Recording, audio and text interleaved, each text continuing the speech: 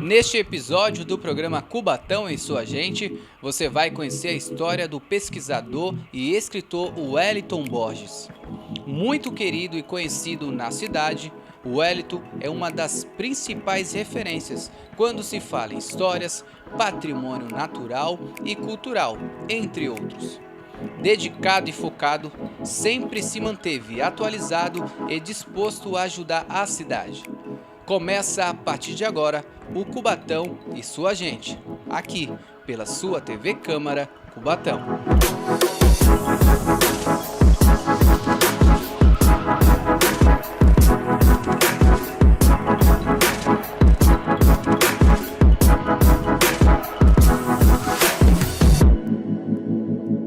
Bom, e o programa Cubatão e Sua Gente já está do lado do nosso convidado super especial. O Wellington Borges vai contar um pouquinho da sua linda história de vida, hoje aqui pela sua TV Câmara de Cubatão. Wellington, seja bem-vindo e obrigado por aceitar o nosso convite, viu? Obrigado, Maicon. Bem, nós estávamos batendo um papo antes, né? E eu falava que eu vim para Cubatão ainda muito novo, né? Cheguei aqui com 7 anos com a minha família. Nós viemos de Minas Gerais. Eu sou nascido em uma cidade chamada Guiricema, na zona da Mata Mineira, perto de... O mineiro tem essa mania de falar, perto... né? Uma referência, refere né? a outra cidade. Perto de Juiz de Fora, que é uma cidade importante da região, né? E não só a minha família, meu pai, minha mãe, meus irmãos, mas tios, vários tios vieram para cá nessa época. Eu estou falando de 1971, quando nós chegamos aqui. Por conta do emprego, né? Cubatão tinha muito uma emprego. Indústria, né? A indústria na época. Mas a minha família é uma família de comerciantes, né? Uma família grande? Quantos família irmãos grande. Ali? O meu pai teve... a minha família sou eu e mais 3, né? A família do meu pai é muito grande e uma parte veio para cá. E sempre no ramo do comércio, né? Ou o comércio de secos e molhados, ou no caso do meu pai e da minha mãe, de comércio de roupas, né?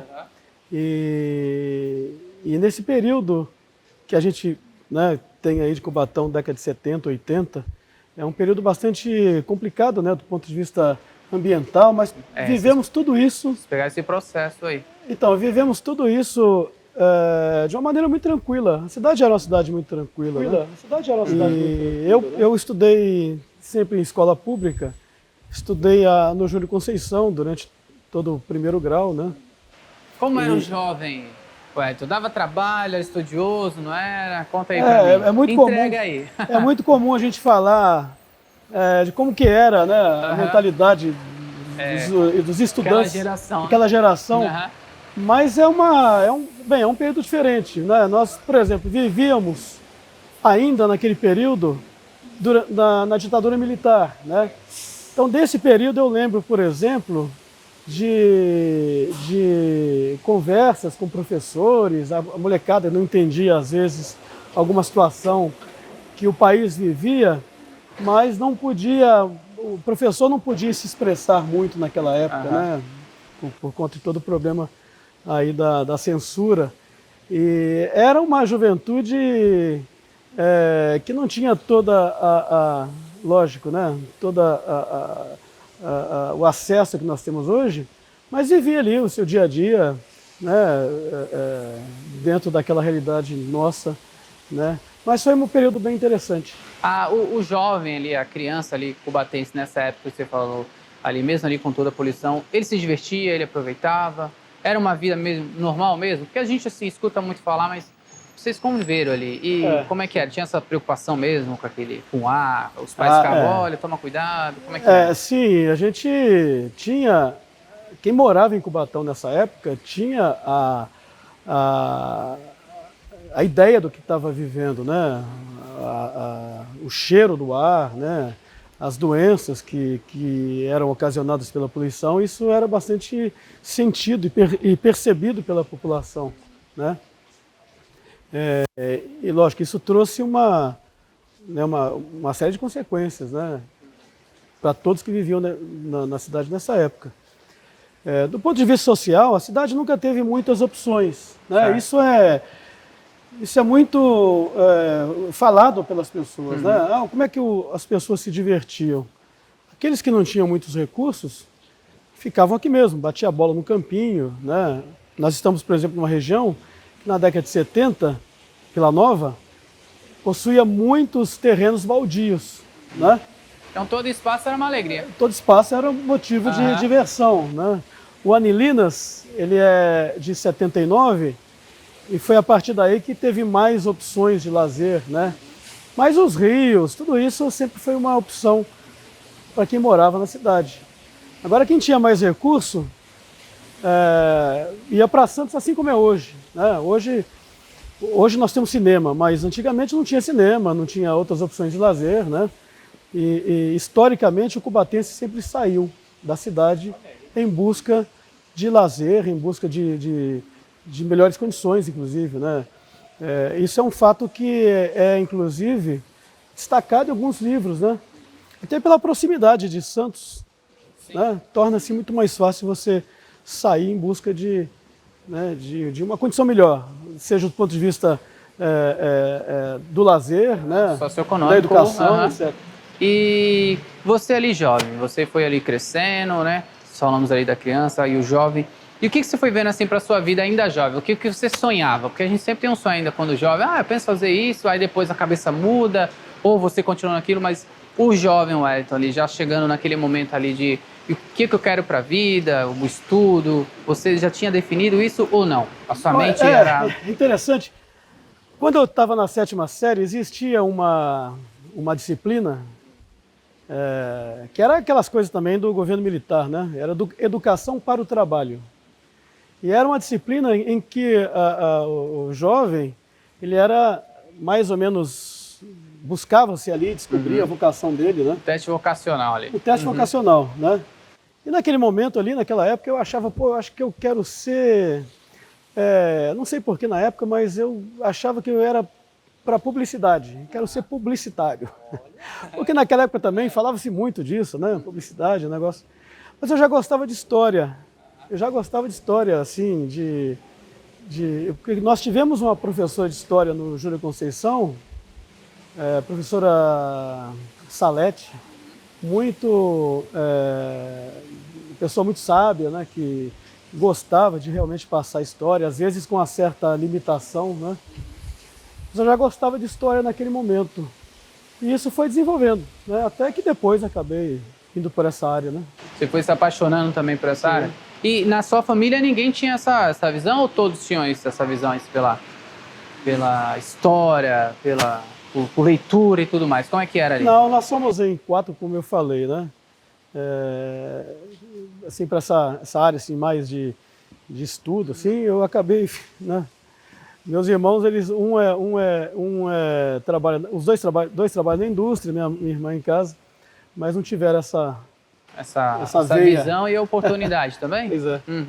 E aí você foi ali definindo, foi escolhendo. E como é que foi assim seu primeiro trabalho? Eu queria saber como é que foi assim. Seu primeiro foco no estudo ali. Olha, Mike, eu fiz esse curso aqui, eu fiz aquilo, para depois você se tornar o que você se tornou, que eu vou contar daqui a pouco. Mas por enquanto a gente está nessa construção. Eu falei da história, mas curiosamente a minha primeira faculdade, que não foi a primeira faculdade, porque eu parei no primeiro ano, foi contabilidade. Nada a ver com história, né? Bem porque diferente. Engraçado, eu fiz parte de uma associação, de uma entidade em Cubatão, a Sociedade São Vicente de Paulo, os vicentinos, que trabalham com ajuda às famílias, né? E eu fui tesoureiro nessa entidade e eu achei, por algum momento ali, que eu gosto de fazer conta, fechar balancete. Sou bom com eu vou fazer ciências contábeis, ali. Né? Odiei um ano. E abandonei a faculdade de contabilidade, ciências contábeis. Eu trabalhei também período muito pequeno no Banco Real, e depois vim para a prefeitura, né? Então, Banco Real fiquei 3 meses. Depois eu vim para a prefeitura, onde eu estou até hoje. Né? Da prefeitura ali você fez o concurso, você... Não, eu sou daquele tempo. Eu sou daquele tempo que não tinha concurso. Aliás, hoje se fala muito nisso, né? Mas até 1988, até a promulgação da Constituição, A Constituição trouxe a necessidade a obrigatoriedade do concurso. Certo. Eu sou anterior a isso. Né? Eu entrei sem o concurso público. Naquela chamada, tinha um termo na época, não era concurso, mas era exame de seleção. Né? Ainda na época do prefeito Passarelli. Uhum. Comecei na prefeitura como Com vigilante. quantos anos? Eu tinha 20 anos. 20 anos. 20 anos. Começou como? Comecei como vigilante. Vigilante. Né? Como vigilante e depois, naquela época, hoje já não é possível, mas você podia mudar de cargos. Né? Depois eu fui para a área administrativa e trabalhei no arquivo municipal, ali perto da Câmara, em frente à Câmara, sim. até 97. Em 97 eu já fazia o terceiro ano de História. Aí eu quis ir para o arquivo histórico. Né? Conversei lá com a chefia e fui para o arquivo histórico. E foi no arquivo histórico que começou toda essa história, né, de estudo da história da cidade, né, que eu acabei me aprofundando mais e acabei fazendo alguns trabalhos sobre isso. Né? E fiquei no arquivo histórico e na biblioteca, porque é o mesmo setor, até 2010, quando eu saí para assumir a Secretaria de Cultura. Olha aí. Né? Mais ou menos um resumo aí desse... Né? Nesse arquivo ali você foi gostando também, foi se apaixonando? O arquivo? Porque eu imagino, porque eu já fui lá algumas vezes também, Sim. muita coisa. É igual quando a gente vai numa biblioteca. Hoje, triste, né? A juventude, né? As crianças não sabem o que é uma biblioteca. Hoje pesquisa tudo, né, no Google. Mas naquele nosso tempo ali, era muito bacana, né? Essa vontade de folhear, né? O Arquivo Histórico de Cubatão tem uma riqueza muito grande em documentos, né?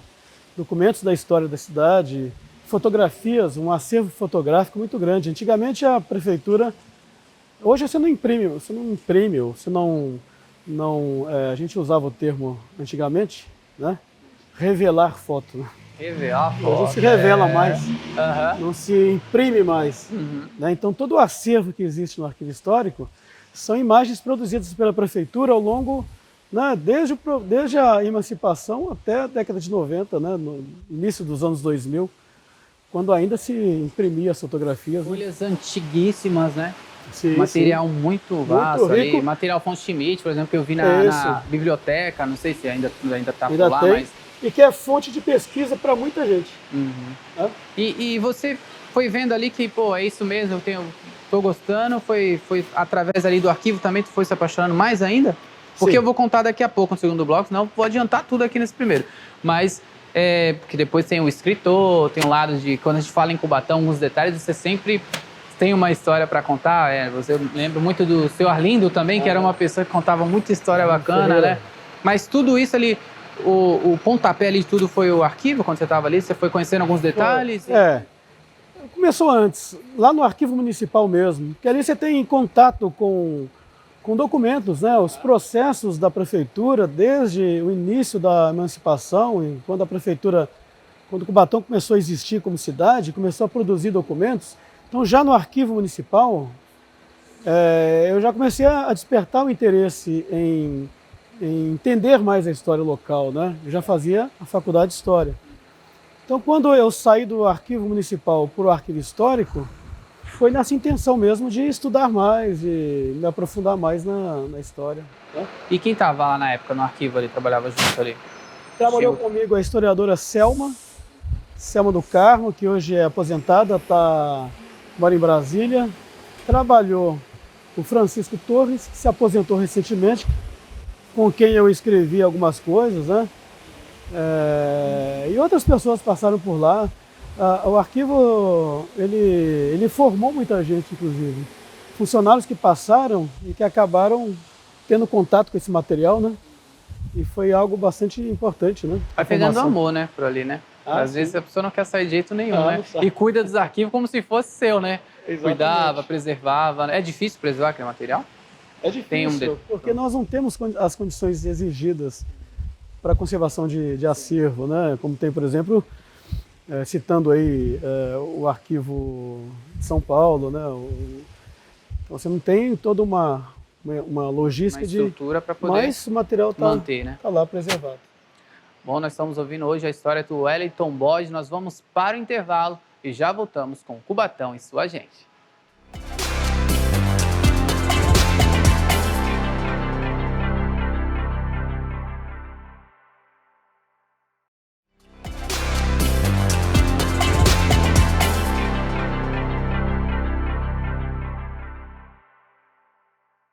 Bom, voltamos com o segundo bloco do programa Cubatão e Sua Gente, hoje com o Wellington Borges, que contou um pouquinho aí no primeiro bloco a sua história de vida, a sua infância, o jovem sapeca Wellington, ele foi evoluindo, foi crescendo, foi gostando da história, e a gente já estava falando ali sobre o arquivo, né, a sua faculdade de história, e aí o menino foi virando homem, foi gostando de escrever, foi gostando de contar a história, como tudo aconteceu também.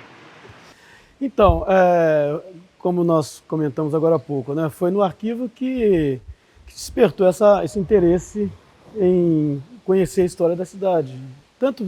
Até porque lá o acervo do arquivo possui um grande número de trabalhos, né, feitos aí desde a década de 60 sobre a história da cidade. Porque pode parecer que não, né, mas Cubatão tem uma história assim muito densa, né, consistente do ponto de vista histórico, desde o século XVI, né, quando começa todo o processo de formação do Brasil, né, Cubatão está inserido nesse contexto. E também a questão também da poluição também gerou muita atenção. Muito conteúdo também. Muito conteúdo, né, muitos trabalhos sobre condições de vida, saúde, meio ambiente, etc. E aí, uma coisa que eu e o Francisco, na época, nós sentíamos, quando havia concurso público, por exemplo, as pessoas corriam para lá porque tinha que estudar sobre a história de Cubatão, porque caía lá uma ou outra questão sobre a história da cidade. E nós nos sentimos forçados a conhecer mesmo. Você tinha que falar para as pessoas, tinha que dar aula. Falar com propriedade sobre o assunto. E começamos a estudamos. Né? E até que chegou um ponto que, agora não basta só a gente contar essa história. Vamos fazer um compilado daquilo que já existe, porque ninguém vem ao arquivo e pega, por exemplo, uma tese de mestrado ou de doutorado para estudar em casa, né? Você quer saber da história inteira, não de um fragmento aprofundado, né? E assim fizemos. Começamos a fazer um compilado de todos os trabalhos que existiam lá. Escrevemos um livreto que se chamava O que você precisa saber sobre Cubatão. Bem sugestivo o título, né? Mais de 5.000 exemplares, distribuímos aí um monte de livretos. E é engraçado porque a gente encontra, às vezes, funcionários da prefeitura que chega pra gente e fala: eu agradeço muito a vocês, porque eu passei no concurso, porque acertei lá as questões. Vocês fizeram esse livro e como é que foram? Quantas unidades aí? Na época, porque foram algumas tiragens, pelo menos uns 5.000 exemplares. Ô, louco! Tá? Até hoje tem gente que tem esse livro. Caramba! Né? Mas não ficou só nisso, porque era um livro bastante resumido, né? Aí nos iniciamos um outro projeto, fizemos um livro depois, uma revista sobre a 9 de abril, né? Uma revista que se chamava, como era o nome? Avenida 9 de Abril, Avenida de Todos Nós, né? Foi lançada em 2007, se não me engano, 2006 ou 2007. Com detalhes também ali dela. Com fotografias antigas da 9 de Abril, contando a história dela desde quando ela ainda era uma trilha, né, até chegar ao que é hoje. Depois escrevemos um outro livro sobre a biografia do Afonso Schmidt, né, que era o livro Afonso Schmidt, Escritor da Alma Brasileira. Esse livro já foi com editora, né, já foi um negócio mais enjoado. Mais elaborado, foi patrocinado por lei de incentivo, foi a Lei Rouanet, né? Porque a gente via essa necessidade das pessoas conhecerem a história, e não só a história, como seus personagens. Então, por exemplo, todo ano a Câmara Municipal realiza a sessão solene em homenagem a Afonso Schmidt. A prefeitura realiza também a Semana Afonso Schmidt. Todo mundo vai lá, recebe medalha, participa de concurso. Aí você pergunta para essas pessoas: você já leu o que do Schmidt? Não li nada, não. Ninguém leu nada do Schmidt. Né? Perfeito. E outra coisa, né? Além de não ler nada, não sabe nada do Afonso Schmidt. Então escrevemos esse livro que é uma biografia do Schmidt, né? Esse existe ainda na biblioteca. Muita gente tem, porque também foi feita uma tiragem grande. E ali fala toda a história, né, do escritor desde o nascimento até a morte, um livro bastante ilustrado, né? Mas com esse objetivo, né? Divulgar, porque todo esse material sempre foi distribuído. Sim. Porque nós também nunca gastamos nada com isso. Sim. Porque era lei de incentivo, patrocínio, a gente só escrevia, né? Tinha um tempo, você gastava o tempo, mas era um tempo muito bem, né? Uma delícia, né? Poder... E depois fizemos o Cubatão Caminhos da História. Eu e o Francisco também. O Cubatão Caminhos da História, eu, o Francisco e o professor César Cunha, que é professor de geografia da rede. Que era um livro, aí sim, muito mais elaborado do que o primeiro lá. O que você precisa saber sobre o Cubatão. O Cubatão Caminhos da História foi também feito através da Lei Rouanet. Certo. Na época ainda era Cosipa que fez o patrocínio. Isso foi em 2009. E aí nós também foi uma tiragem grande, né? Muita gente tem esse livro ainda. E ali ele foi um compilado também de histórias, de momentos. Isso, história e geografia da cidade. Um livro bastante completo para a época. Hoje ele já precisa de uma nova revisão. Nós estamos inclusive pensando em fazer um projeto. Olha aí, vem mais. Fazer uma edição nova do livro, né? Mas essa passagem no arquivo e na biblioteca também, porque eu fui chefe da biblioteca de 2003 a 2010, quando eu saí para ser secretário de Cultura. Eu fui secretário de 2010 a 2016, né? Bacana. Mas, independente dos cargos que eu ocupei na prefeitura, eu sempre tive esse foco na divulgação da história. Eu fiz uma época, ainda faço hoje, acompanho alguns grupos para fazer roteiro histórico, né? É algo também que eu gosto muito de fazer, porque você está trabalhando com pessoas, às vezes da cidade ou de fora, que não conhece nada, né? Você chega, por exemplo, aqui na estação, você mostra ali a passarela e fala que é uma passarela de mais de 100 anos, né? Que tem todo um trabalho aí de tombamento histórico, né? Você vai na biblioteca, no Parque Nilinas, conta a história desses locais. Edição limitada dessas aí, não é? Dessa passarela também é uma história... Sim, né? Essa história é fantástica, né? E a gente está lutando aí para preservá-la. São apenas quantas dessas aí no mundo? No Brasil? Existem... em São Paulo tem algumas que já são, inclusive, restauradas e preservadas. Pelo menos uma meia dúzia que a gente tem conhecimento, né? Mas o roteiro histórico foi algo que nós fizemos aí durante um período, ainda faço, né? Ainda te falei da possibilidade de fazer um programa lá no Cemitério das Polacas. Também tem uma história fantástica ali, né? Enfim, é algo que na prefeitura, na verdade, eu sou técnico administrativo, né? Mas eu sempre pensei, se eu for desempenhar somente a minha função, vou ficar atrás de um computador fazendo memorandos, né? Não serei tão útil como eu quero e sei que... Está na sua veia, né? Esse gosto, né? Então, sempre que é possível, por exemplo, nós realizamos já em 3 oportunidades as oficinas de educação patrimonial, né? Show. A gente abre inscrição, as pessoas se inscrevem. E o último, que foi em 2018, nós tivemos aí quase 50 pessoas que participaram, e muitas de fora, inclusive. Gente de São Paulo. Pessoas de São Paulo, aqui da região, que sentiu esse interesse de conhecer a história da região. Porque a história da região, melhor, a história de Cubatão, ela está num contexto regional, né? Então acaba atraindo mesmo pessoas aí. Até porque também para a pessoa chegar ali em Santos, São Vicente, Guarujá, então passar ali pro Cubatão, né? Às vezes só necessariamente passa por aqui. Ele passa ali, né, e fala, meu Deus, essa Cubatão, o que tem? Tem muita coisa bacana, né? Muita história legal, né? É verdade. E falar em história, né, estamos falando nisso, né? O último trabalho que me convidaram para fazer foi a história da encenação da Paixão de Cristo, né? Foi um convite da Carla e da Rose, lá do Encena Brasil, né? Aqui eu mando um abraço. Estiveram com a gente aqui também no programa. Então, elas preocupadas com a memória do evento, porque é uma ação cultural das mais antigas, né, da região, né?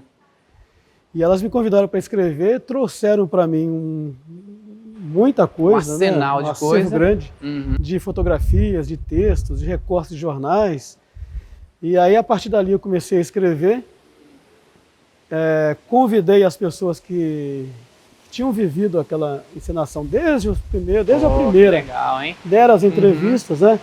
Entrevistei, por exemplo, o primeiro Cristo, o Reginaldo, que trabalhou na Globo, fez novela da Globo no Rio de Janeiro, né? O Zito, que foi o Cristo que quase entrou para o livro Guinness, porque ficou mais de 30 anos como Cristo. E foi uma experiência bem interessante, porque a Paixão de Cristo é um negócio que todo mundo conhece, a cidade inteira. A cidade inteira conhece. E conhece desde a época que era encenada na Avenida 9 de Abril, né? Depois lá no Cartódromo, aí depois foi lá para o CSU. Né? Esse livro foi lançado em 2019, antes da pandemia, e depois acabou ficando encalhado aí, porque a pandemia veio. Esse momento, né? Depois é que nós distribuímos aí, ainda tem lá alguns ainda, quem quiser inclusive, né? Pô, bacana, pode nos procurar. É um livro patrocinado pelo PROAC do Estado de São Paulo, e a empresa foi a Unipar. Bacana, que nos ajudou sempre foi aí, parceira. sempre parceira. Então esses detalhes todos aí você vem contando. E como é que é para ter essa memória boa, hein, Wellington? Conta aí para mim. Isso é uma memória fotográfica ou você sempre... A constância, né? Se você... A gente lê, se não voltar naquilo, você acaba esquecendo. E a gente procura sempre, né? Tá lembrando aí. Sempre que eu sou convidado, principalmente em datas comemorativas como 9 de abril, né? E em escolas, vou muito a escolas falar sobre a história da cidade, né? Tem um programa lá da TV Polo, que o Francisco sempre me convida, que eu falo um pouco sobre a história da cidade, né? Então é isso, é não parar de se aprofundar na história, né? Você acha que essa geração que está vindo aí, ela precisa mesmo assim, entender mais assim, a história? Eu acho que todo mundo que já passou também, né? Mas essa geração que está aí, às vezes eu vejo muita gente tá falando, por exemplo, de a Serra do Mar, né? Ali a Casa de Pedra e tudo mais, Cruzeiro Quentista. Né? Muito se fala no turismo, mas não se fala na história. Então a gente precisa... Acho que esse seu papel, junto com vários multiplicadores, é isso, né? Porque às vezes o filho fala da Serra do Mar, na Estrada Velha de Santos, né? Que o pessoal chama de Cubatão, mas não sabe uns detalhes. Então a gente tem que começar na base, né? Começar na base e aproveitando os meios que estão aí. Então, por exemplo, hoje todo mundo tem um celular, né? Então usar esse meio, né, para disseminar a história, disseminar a cultura, né? Não só através do livro, porque infelizmente o Brasil não é um país de leitores, né? Estão fechando bibliotecas, né? Pois é. Mas é isso, é insistir, né? E a nossa biblioteca também é um patrimônio também. Patrimônio. Não é? É a primeira prefeitura, a primeira escola da cidade, depois foi sede da prefeitura. E se Deus quiser, o ano que vem, restaurada, né? Reaberta aí para a comunidade, junto com o arquivo histórico. Ué, o que você acha? Tá quase terminando o programa, a galera tá me avisando aqui. O que falta pro Wellington Borges, assim, na sua vida? Tudo que você já passou, toda a tua história, falta alguma coisa? O que com você como um ser humano, como profissional? Sempre falta, né? A gente não pode nunca deixar de... Coisa interessante na pandemia, eu conto isso como algo interessante que ocorreu na pandemia, porque você não tem nada que fazer. E eu me matriculei num curso de francês, isso em 2020, em maio de 2020, né? Não tinha o que fazer. E eu venho aprendendo, hoje eu me viro bem, né? Então acho que o aprendizado, seja o aprendizado de uma língua, da história, seja o que for, nunca pode parar. Se eu parar hoje de estudar a língua francesa, por exemplo, em pouquíssimo tempo eu já esqueci tudo. Se eu parar de estudar sobre a história da cidade, em pouquíssimo tempo a gente esquece. Então, manter. Nós temos alguns projetos aí de livros, que não vou dar nenhuma... Vai dar um spoilerzinho, mas o ano que vem tem novidade. Pô, legal, né? Bacana. E que a gente está aí fazendo através de leis de incentivo, né? Um projeto aí. Mas é isso. Tem muita coisa boa por aí, então. Se Deus quiser. Wellington, queria agradecer você mais uma vez pelo carinho com a nossa equipe da TV Câmara de Cubatão. Esse é o nosso papel, né? Levar informação, né, para a população e contar, né, detalhes da vida. Esse nosso programa Cubatão e Sua Gente é isso, é compartilhar a história, né, e causos de pessoas, né, que às vezes a pessoa vê o Wellington passando ali, mas não sabe alguns detalhes da vida, né, então muito obrigado pela sua participação, sucesso sempre para você, sou seu fã, nossa equipe da TV Câmara gosta muito de você. Obrigado. E fica com você ali a câmera de Paulo Tito deixando uma mensagem para a nossa cidade de Cubatão. Então, é aquilo que nós acabamos de falar, né, a gente deseja que todos sejam cada vez mais felizes na cidade, né? Que a cidade seja um lugar onde as pessoas possam crescer, né? E aí para isso tem que conhecer um pouquinho da história, né, da nossa querida Cubatão. Obrigado.